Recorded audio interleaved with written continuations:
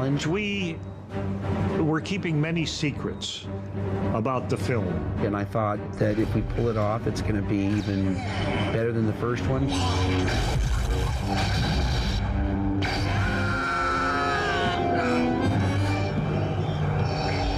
There is no escape. Don't make me destroy you. Irvin Kershner brought me aside and said, look, you're going to know this, George knows this, and I know this. You can't tell anybody, but here's what the real story is. Obi-Wan never told you what happened to your father. He told me enough. He told me you killed him. No. I am your father. It's like one of the great all-time shockers in movies.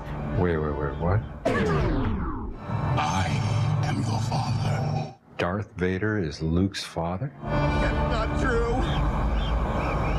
That's impossible. It was very sort of Greek. What a way to send a 9-year-old out into the world.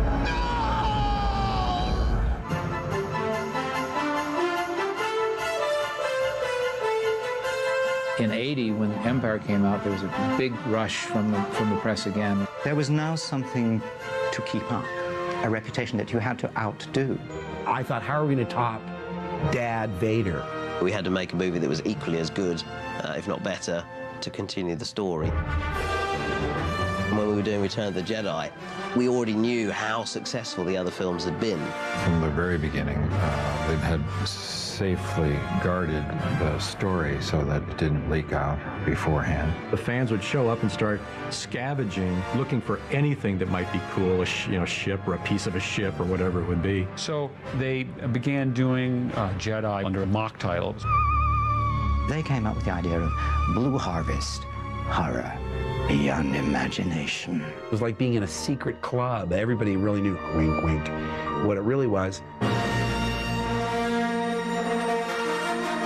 Return of the Jedi was, I think, the first time I ran into costumed fans. And I remember all the lines and the craziness around it. I went to see Return of the Jedi at the Middletown Multiplex. It was packed.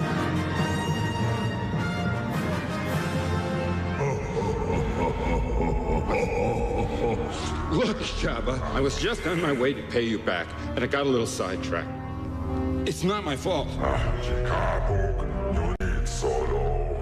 Jabba the Hutt was a powerful sort of like warlord. First time I saw Jabba in Return of the Jedi was very, very cool, and it was just kind of like Yoda taken to the next level, where it's just like instead of a little puppet, here's a massive puppet. Well, when I first saw Jabba the Hutt, it was just motionless. But then with the remote control of the eyes from someone outside, a couple of people inside doing the tail and all the goo. And he was horrific, and the voice was wonderful.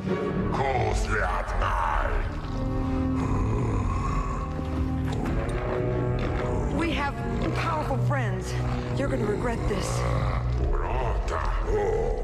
Jabba the Hutt spoke Huttese, which is basically this reworked Indian language that had a very powerful sound to it.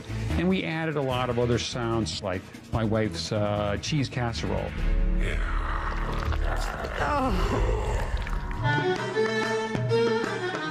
We were really shocked to see Carrie's slave outfit, because it was really sexy. She was hot.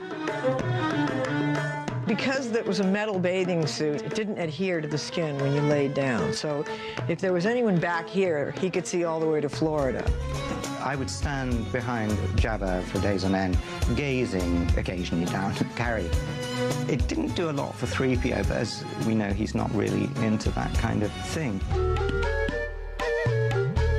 When I think back on Star Wars and George Lucas's accomplishments, I think that he's to be lauded and praised for creating a series of characters that are unique and memorable. Ewoks, you know, they were just a little too cuddly for my taste. As a kid, I was a huge fan of the movies. So you can imagine at 11 years old, I was very lucky to get this scene with Carrie Fisher. She used to be there with chocolate milk and cookies. She was very, very caring like that. She sort of mothered me. It was so hot. We shot in the summer, and they were fainting. The Ewoks were always falling over. And if you fell over, you couldn't get up again, because you were like a ball of rubber and fur. I thought the Ewoks were cute, how these little furry creatures in their primitive ways could topple an empire.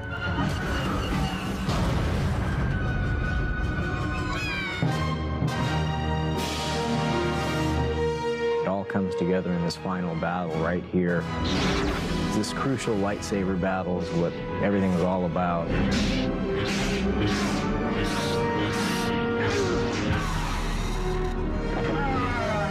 I had a feeling that, you know, Luke Skywalker was going to win out in the end. But I was interested to see if Darth Vader was going to die. The character had reached almost a mythical proportion of what is underneath there.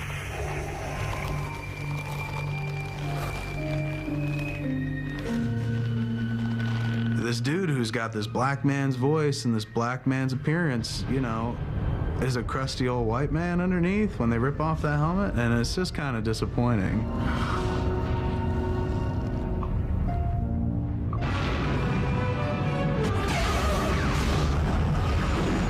And I don't think, had a very successful ending with a teddy bear picnic. Now, I got to hug Harrison Ford's leg, which makes women jealous. I think after that there's nothing more to say.